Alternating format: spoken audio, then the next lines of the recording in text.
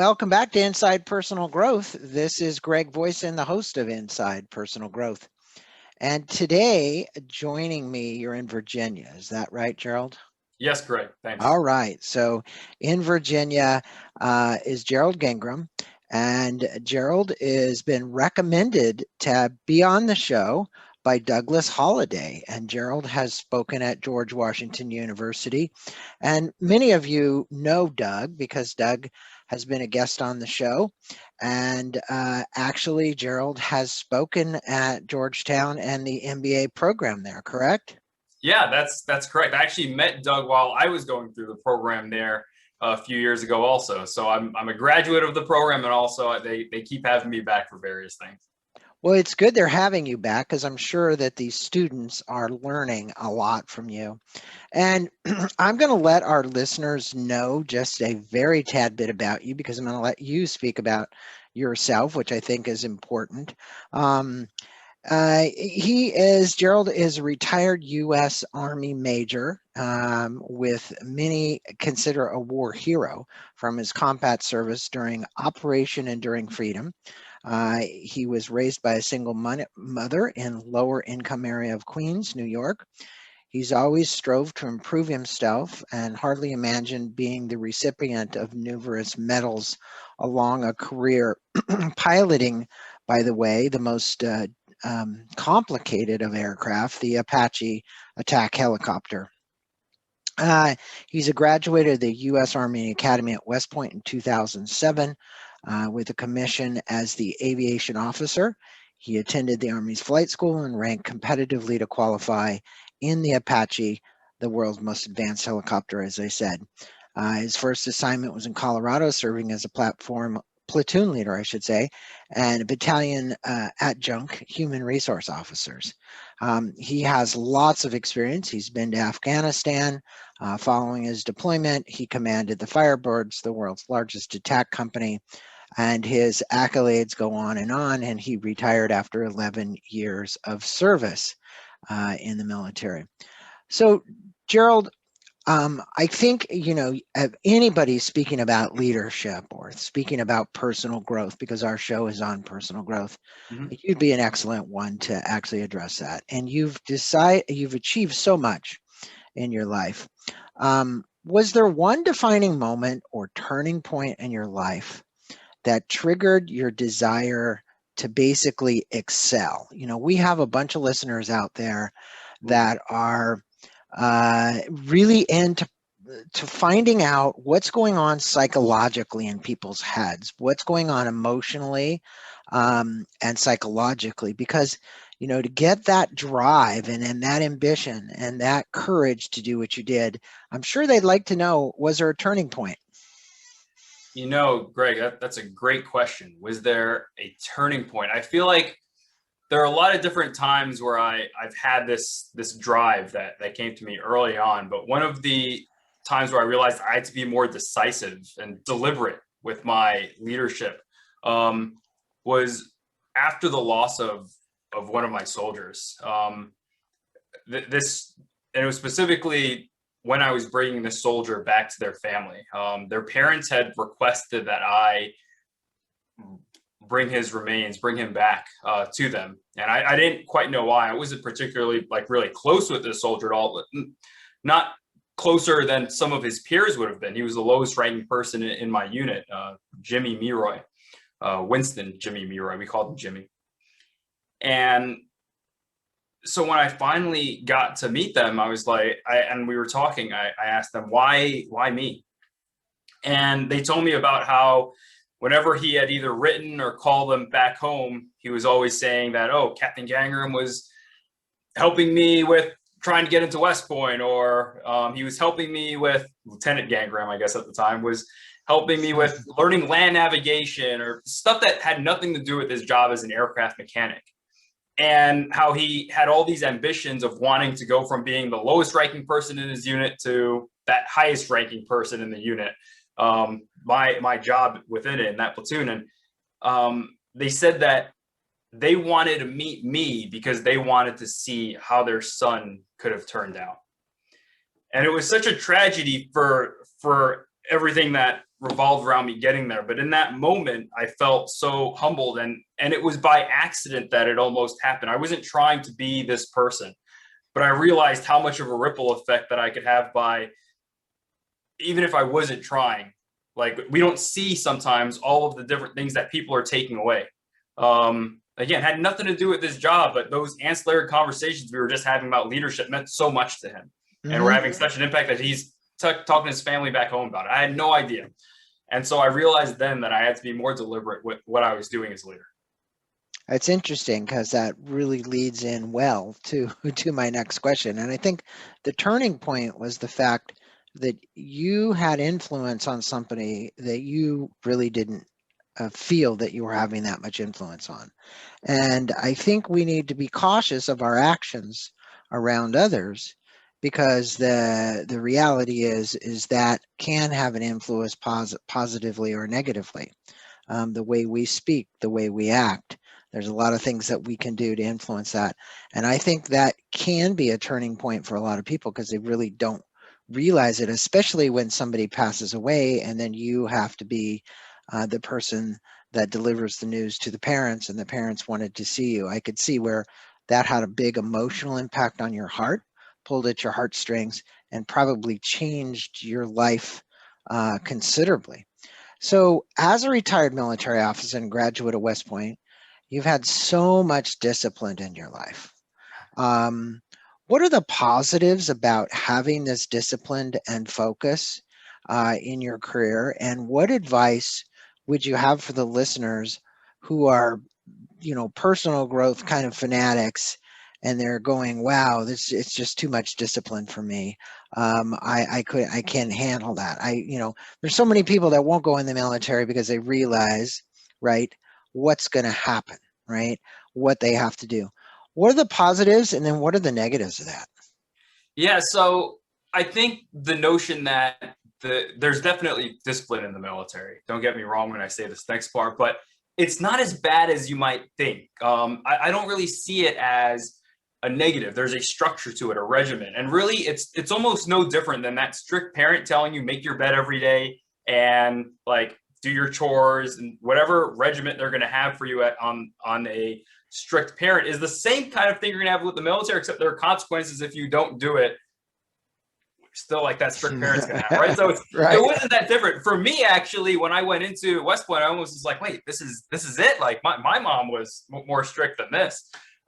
So it's kind of funny. It's all about really perspective for us, right? It depends on where you're coming from, that environment and that upbringing. And I only see it, especially starting off, being that young adult, where if you're put into that place where you have all of this structure starting off, it can build those good habits. So many people are like, oh, I wish I had the discipline to do this or the motivation or whatever. When you don't have those things and you at least have structure behind it, it can be very powerful in just giving you momentum to do those goals that you have set out to do. So that's where I really encourage people to look at. And it doesn't have to be military service. You can get this from so many other things. It's just whenever you're putting yourself in an environment where you're still serving others. The Peace Corps is a good example of this. I know they've been having some struggles with COVID right now. But as long as you're giving back, whether it's certain jobs will do it too. If you're working in a political office, they still require that same kind of structure with it. And you will either, sometimes people need that outside structure, and sometimes they can get it on their own, and kudos to them for that. Well, there's been theories that, look, a routine in the morning is always the best thing to have, no matter what it is, whether you wake up and you meditate and then you go do a run or you go to the gym or whatever. And everybody in the personal growth industry will tell you that having some structure or routine is very positive. On the flip side of the coin, the unstructured environment helps with innovation and creativity. It allows the mind to go into places that it wouldn't normally go when it has that. But they found that the balancing between the two of these is really what creates a person to be able to have that the release of the endorphins and the things in your body that physically create that. And curiosity is one of them. and to create that level of curiosity, which then creates passion, which then creates drive and grit, and it goes on down the cycle. We recently had Stephen Kotler on here, The Art of Impossible, and he spoke about that. And scientifically, they've proven that in your body, that's what has to happen to actually reach those peak performance moments, the time you have to do peak performance. Now, look, you couldn't have chosen to fly any other aircraft where you had to be at peak performance in the Apache attack helicopter, and you were in Afghanistan at the time, and you were being attacked. Has there been one of the highlights in your career, if you would, tell us what it is like flying such a sophisticated aircraft, and what did you learn as a result of becoming a pilot, right? So there's one thing to fly an Apache. It's another thing to just be able to fly, right? Period. Doesn't matter what it is. So if you would, our listeners would probably love to know the highlights from you. There's nothing like it in the world, and once you do it, especially in an aircraft that can be as acrobatic as the Apache is, roller coasters and amusement parks just don't have the same feeling anymore. So it'll ruin those for you. So get your fill of those before you go to flight school and you start doing pitchback turns and all these combat maneuvers. But I don't know if I can handle the G's anymore. I remember going up and on a birthday, forget what birthday it was, and the guy was in an aerobatic. I wanted to do this so bad, right? And then after I was finished, I was kind of like, I don't know if I want to do that again, because I almost lost my marbles up there. It's one of those things. I love doing those types of flights where we really show off the maneuverability of the aircraft for combat towards the end of flight school. So at about the 5-month mark, we do these flights with these students that have already been flying in the Apache for 5 months. But then all of a sudden, we're doing these very aggressive maneuvers, and all of a sudden, you're looking up and you're seeing the ground, and there's this like the G's, whether it's positive G's where you're getting thrown back in, or the negative G's that you're feeling from that elevator kind of lifting you out of your seat. There's this smile that you see go right across their face, and sometimes you even get that squeak of a wee going out, and you're like, "Hey, we said it, watch it." But it's great. It's fun. It's exhilarating. It's freeing, and then it's humbling, because this specifically is an aircraft that is designed to not just, it's a weapon that can move from point A to point B very quickly and reposition itself. So there's all the fun with flying, but then you also have to remember at the tail end of this, when you're taking this aircraft specifically into a combat situation, that's where I did my job, really, was in Afghanistan. It wasn't the taking it over to Denver and getting used to doing cross-country flights or anything like that, flying to California from Colorado. Is all about figuring out, how to make this aircraft dance, where it became an extension of myself, but then how to use this as a weapon system. And that, I enjoyed it tremendously. The attack community, the Apache community, is a lot of people, but it's small, tight, and it's one where we eat our own. Definitely, but that's because there's so much that is expected of these pilots, and I've had a great pleasure to work with so many of these high caliber performing individuals. Well, so on that same note, look, you spent this time in Afghanistan, and obviously you were able to release lots of rounds of ammunition from this aircraft, and the degree of accuracy at which you talked about, it's a highly accurate vehicle. What was the successful mission that you think? I think the whole operation that you talk about at your website was a big operation. That was the operation you were there for. But you had to fly lots of missions, yes, right? How many missions did you fly, and in what elements would you say that you were super successful against the quote enemy? I always kind of look at war, because I come at a different perspective, that I sure wish we could all just come to some level of peace in this world. We wouldn't have to spend so much money on Apache aircraft. And, I'm taking kind of an odd viewpoint here, but the reality is I think the monies could be spent for needy and the poor and people that need to be fed and all kinds of things. And here we are fighting a bunch of wars to try and keep peace worldwide. Yeah, no, Greg, I think you bring up a great point. And I'll tell you that I believe there are a lot of soldiers that share your same point of view. They'd rather be home with their families if they could. Right. But thankfully, they are standing up to do this kind of thing. To answer your question about all of the missions, I have hundreds of combat time, hundreds of hours of combat time logged from when I was in Afghanistan. Yes, this is an incredible machine. And when you get really good at it as a crew, there are two pilots in this aircraft. And you How have much of it was it? How much of it was in the dark of night? Ooh, all maybe, of it. You know, we ran 24/7 operations. So Right. my shift really depended on what I had to do at any given time, where I was needed also in that leadership position. I was an executive officer when I was in Afghanistan. So I had to have a different shift from the only other person that was higher than me in the unit, the commander, the other captain. We had to kind of stay off shift. So it depended on, do I have to do stuff with families back home with the FRG in some type of way, family readiness group? I had to be on nights there because it was day here sometimes, or whatever was going on. It was mission dependent.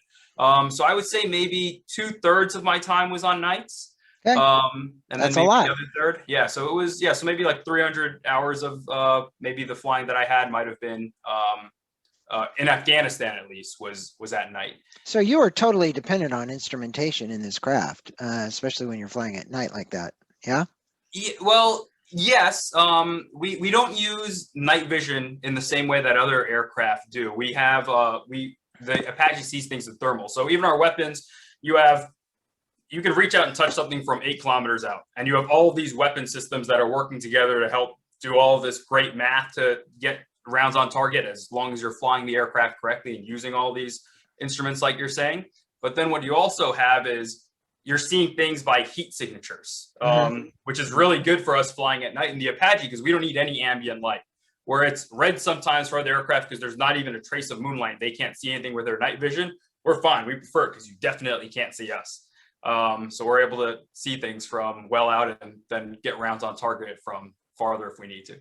And that's a great ability. And when I think about these times that we have to show up, yes, sometimes I did shoot a lot of rounds, but the very first combat flight that I had, we got that call, troops in contact, and we're heading over, and there's nothing going on. There's silence. Like, these guys are like, hey, we're coming under fire. And when we get there, I thought we were late. And I called the guy on the ground, and I'm like, hey, what's going on? He says, it just stopped. You got here. They heard you coming. Even the dogs have stopped barking, sir. Can you just stay here? Like, and we did for a little while. We decided we would stay as long as we could so that they could get some rest that night. And they would just hear the sound of our blades in the air. So we didn't have to shoot that day. There are other times where definitely we had to do that. But this is one of those times where just the threat of what we were doing just stopped everything. Yeah, it's a phenomenal aircraft, and you were so honored to be able to serve and to do that. And thank you for your service.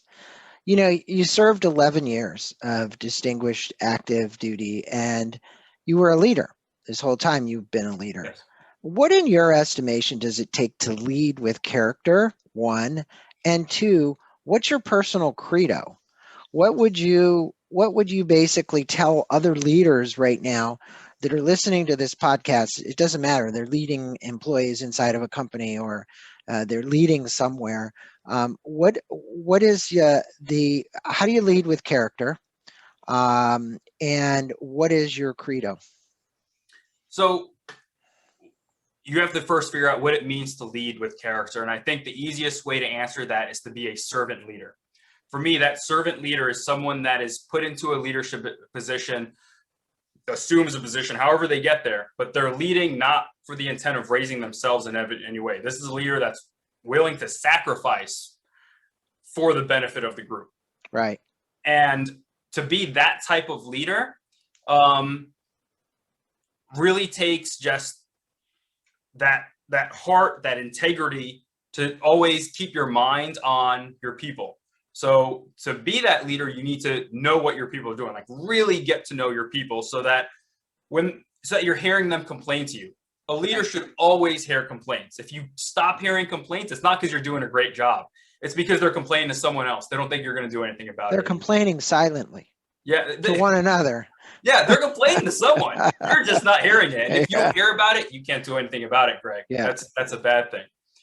When it comes to leaders, though, if there's one thing I can tell leaders, there's a lot that I share with people, but one thing in particular for anyone that can take an action on right now is don't serve fires. Remember that you have all of these people underneath you, whether it's 5 people or 136 or thousands. It gets real easy to think about, oh, this problem just came up. And you start serving these fires, these problems that come up. Sometimes there are personnel problems, yeah, and sometimes it's just other things going on in your organization. But it's really easy to spend like 90% of your time on 10% of these issues that affect 10% of people, right? And it's a horrible thing. And what I tried to do every time some random thing came up that was taking all of my time with a disciplinary action or something was I had to even this out. So I would, for every one negative action I had to take in my company, I tried to find 3 positives that I could take. I would go out of my way to make a phone call to wife or husband and say, hey, thanks for letting your significant other stay late tonight. It really helped with inventory. I would try and get an award to someone to show how much I really appreciated the work that they were doing. Whatever it was, like, don't serve fires is the main thing that we can do as leaders to make sure that our people know I'm not just here for all the negative stuff. I'm here for you too. Yes, I appreciate you not causing trouble. Let me show you that I really mean that. Well, the Greenleaf School of as you were saying, the servant leader model is basically the people aren't there to serve you, you're there to serve them. Mm-hmm. And I think that's what you're basically saying, is that that's the best you can do, is serve them in whatever capacity and how you can do it most effectively, right? Of course. So now, you know that you're a Black man in the military, and yes, all of my listeners are aware of the biases that exist in our branches of the military. It doesn't matter which branch it is. How would you address this issue, and what can be done to reduce the bias and discrimination issues as you see it? You obviously were discriminated against. You saw the biases. We know they exist. It's been on 60 Minutes. It's been all over the place. How would you approach this as a Black man and leader who was in the military? That's a great question, Greg. My mind's already coming back to so many different things. I remember even when I was young in the military and a platoon leader, it's not that the men and women I served with me or under me are trying to be racist. It's not that at all. Right. It's that there's just a different perception. We do have Black people in the military, but they're so much confined to being on the lower rank, the non-commissioned officers instead of officers. So even when people would pass me by and I was just wearing physical training uniform that didn't have my rank on at all, people started greeting me as, hey, Sergeant, how's it going? Still trying to render courtesy to me, but then they assume the guy that's next to me, who's my sergeant actually, they assume he's an officer and they would either salute him or call him sir and stuff, but they always thought, hey, no, you're definitely lower ranking. Yeah, if you're out here, you're probably someone important, a leader, but I'm still going to call you sergeant. It didn't make sense, right? And there was so much of this that continued to happen with things. And the way I tried to deal with it was to bring it up with my soldiers on these walks that we would have sometimes, where I would have them go with me and just see how others were interacting with me. Mm-hmm. And I had to be mindful of it.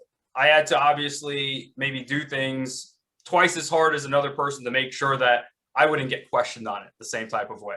I love talking to people on the phone before they ever met me in person, because I could establish all my credibility before they actually saw who I was. So there are some things like that I know some people do, but it was also the way I had to carry myself, where it never became it was never a me versus them kind of thing. There was this one time I had this gentleman, a much older man, come by my flight line while we're having a family day.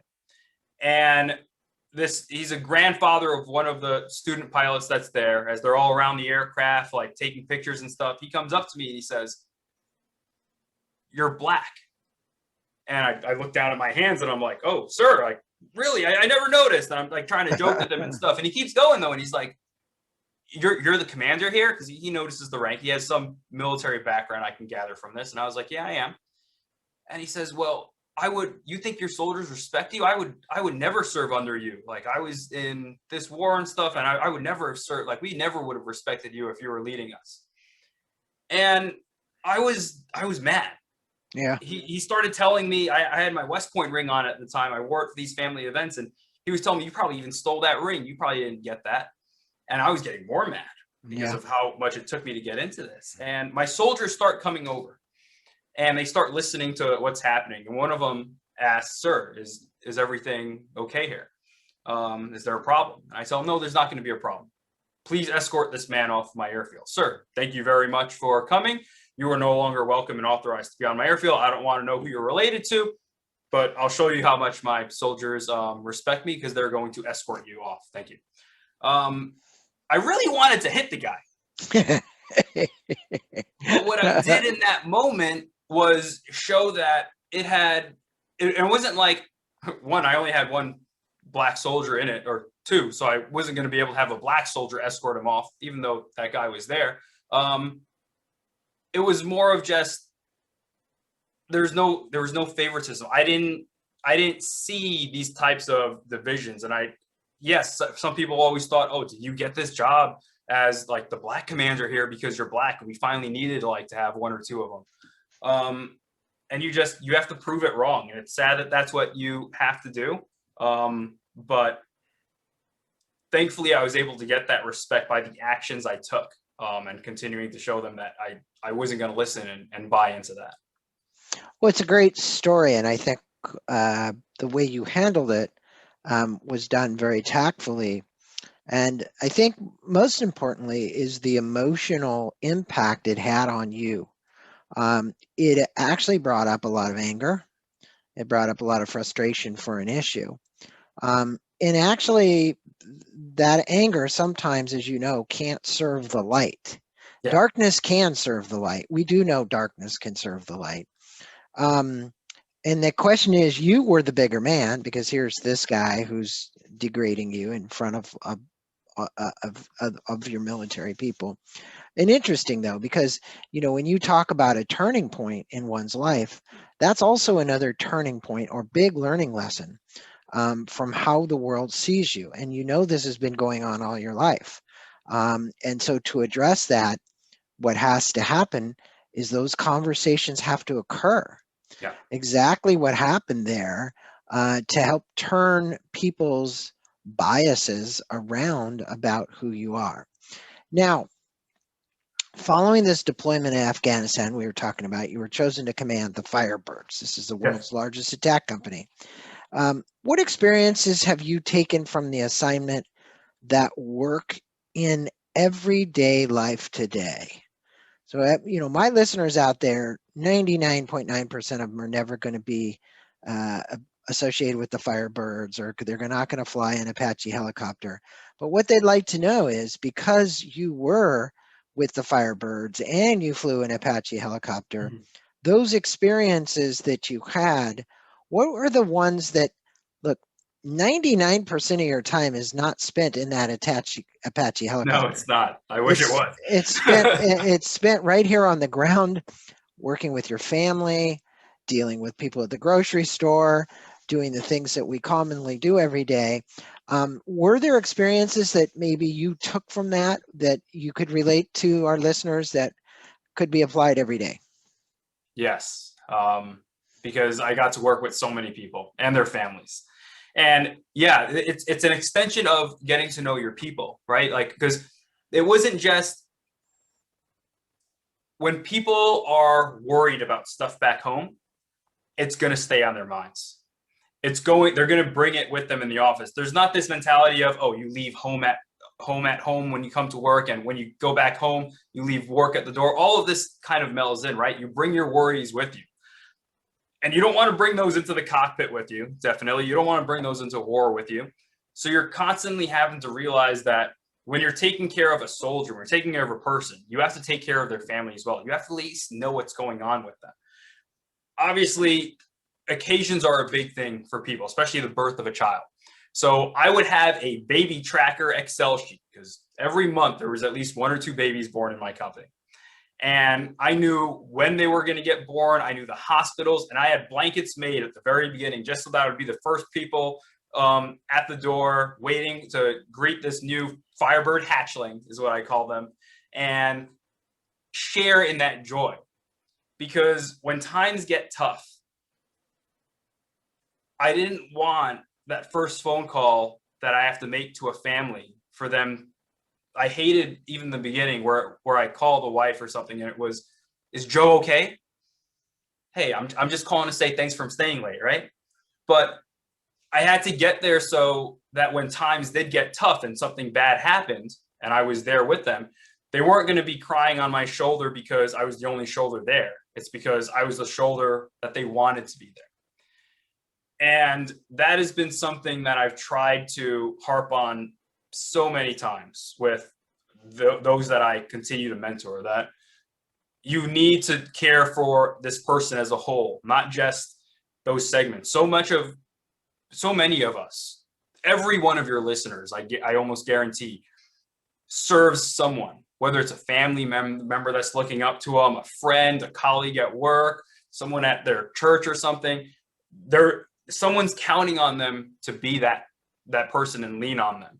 And when you really think about it, those are the ones that you just see. There are so many more that you're not seeing because of these effects that you're having on them. So did I hear you say, let me repeat what I thought I heard you say. One, that you became good at compartmentalizing.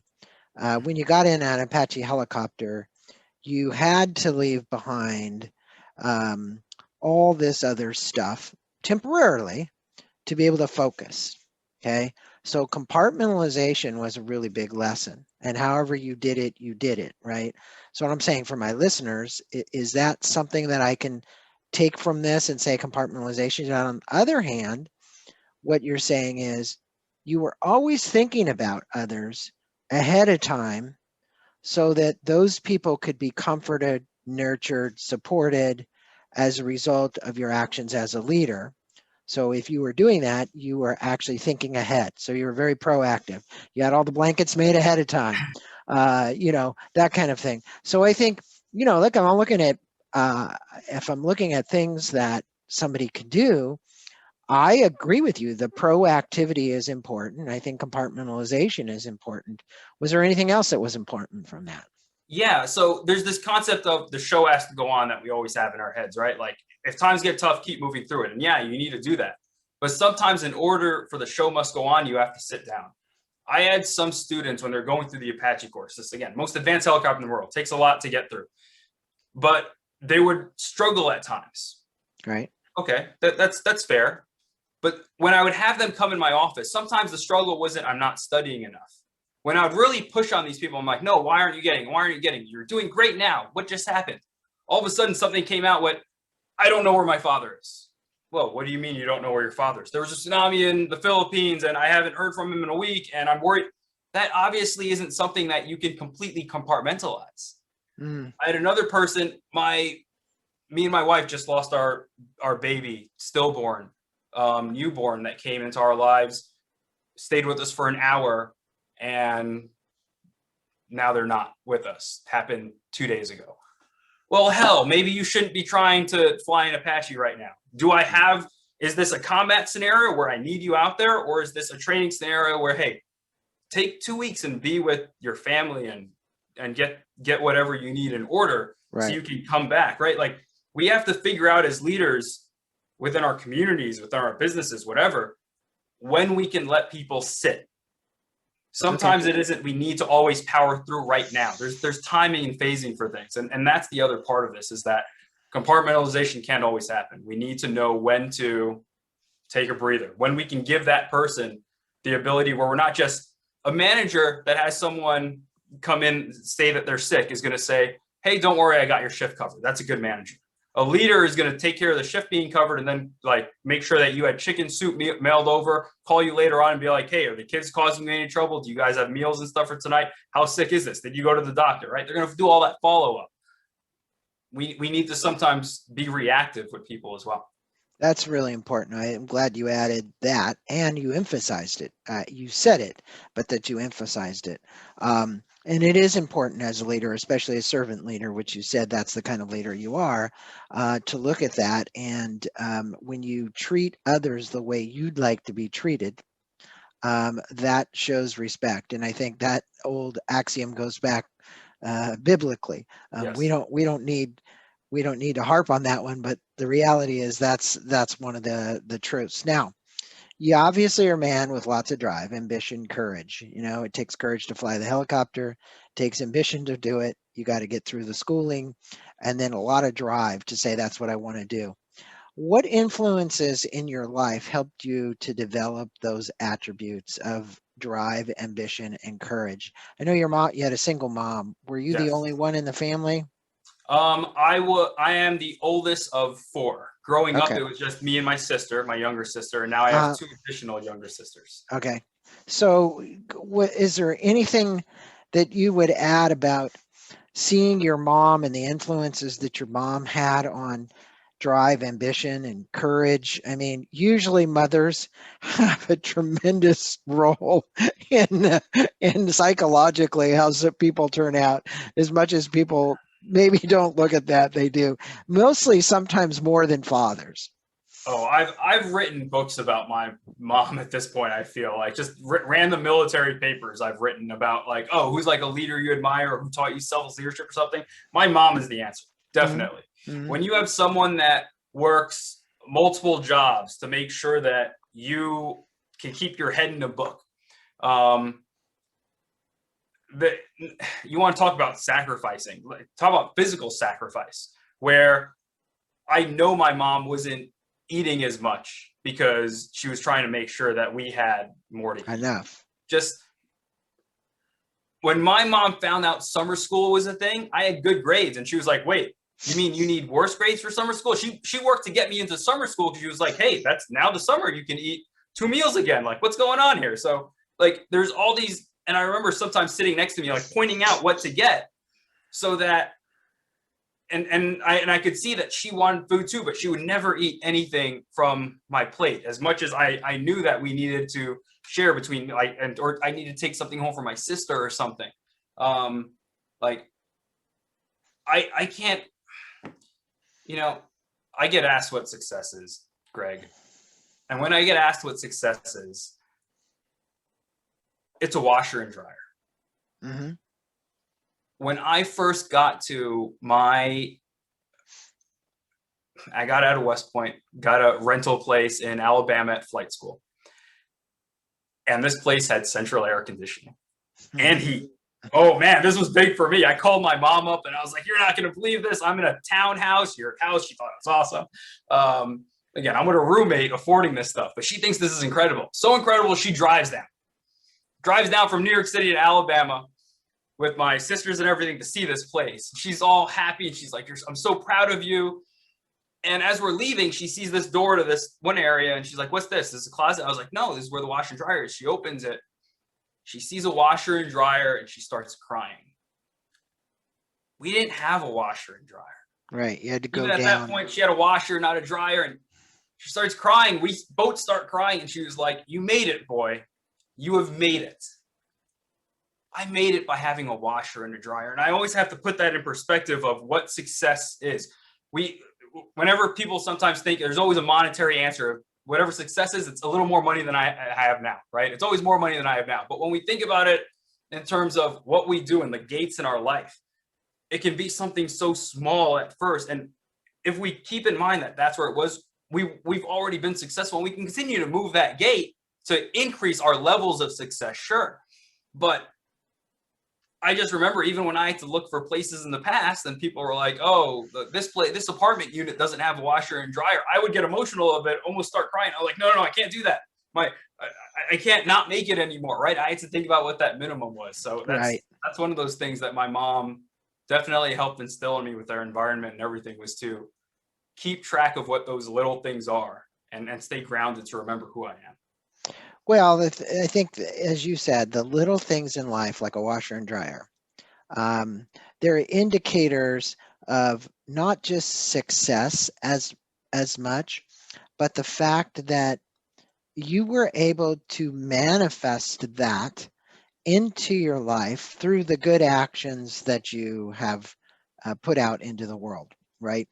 I kind of believe in karma. You know, you deserve that. You went so long without a washer and dryer in your life, schlepping clothes down to the local corner laundromat and then picking them back up again after you were there. So you get that. And I'm so encouraged by that story. I think that's a great story for our listeners. Now we're going to wrap the podcast up. What would you like to leave the listeners with regarding becoming the best people that they can become?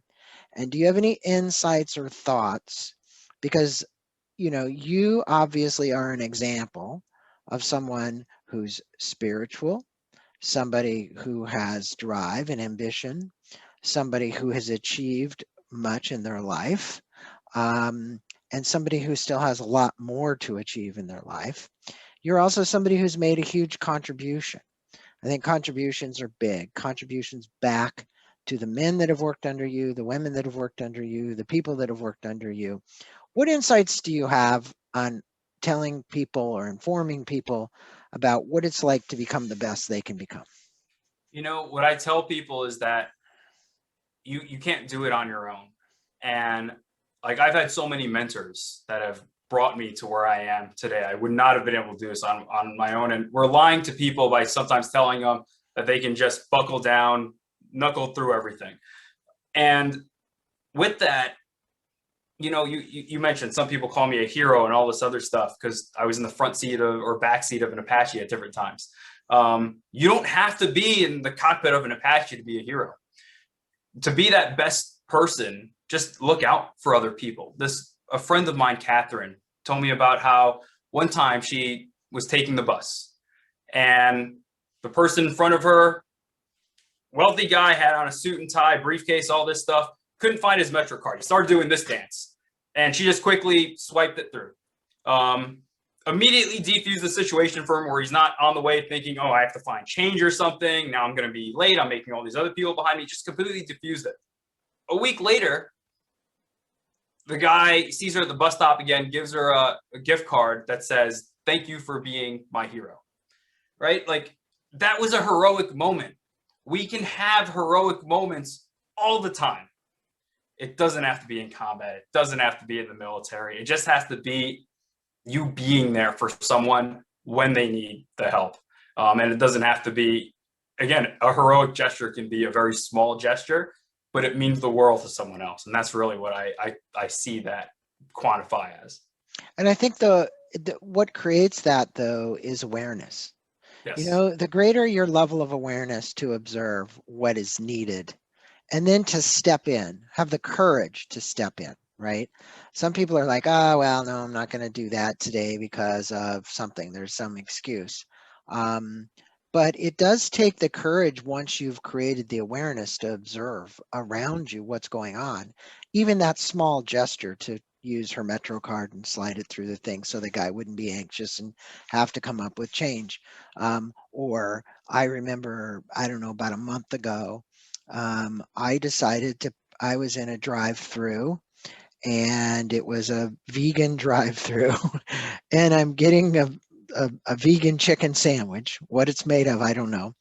And the person behind me, I said, I want to pay for theirs. How much is it? Right. So the whole pay it forward thing, little things. And then they were amazed and I pulled out and the lady said, do you know she paid for the guy behind her?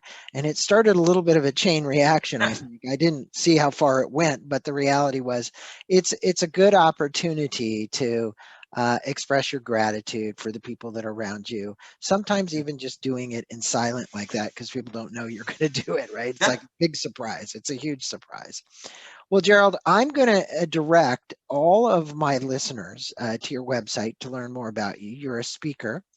You'll speak almost anywhere, and I would presume you're doing a lot of this on Zoom, and it's lessening now, so there's going to be more people wanting you in person again, because we are seeing, especially in California, we're seeing a big opening up, actually. That's awesome. Because we are now in the whatever zone we're in. We're in like almost the lowest zone there is, so it's good to see all this happening. But go to Gerald Gangram, and that's GeraldGangaram.com. And I'll say that again, geraldgangram.com. It'll be in our blog post. Check him out. There's a bunch of videos there, shows him speaking, opportunity to learn more about Gerald, opportunity to engage him to speak at one of your events. He obviously tells a great story. You can tell from our podcast that he does that. And I just want to thank Doug when Doug listens to this, because Doug's going to be here next week. And we're going to have a dinner here for Path North in San Diego for introducing you and I. And thank you so much for being on Inside Personal Growth and sharing some of your experiences of not only being in the military, your leadership, but about your family and all the other things that we covered during the podcast. Thanks so much. Yeah, Greg, thank you so much. It was my pleasure getting to know you. And I do thank Doug very much for introducing us.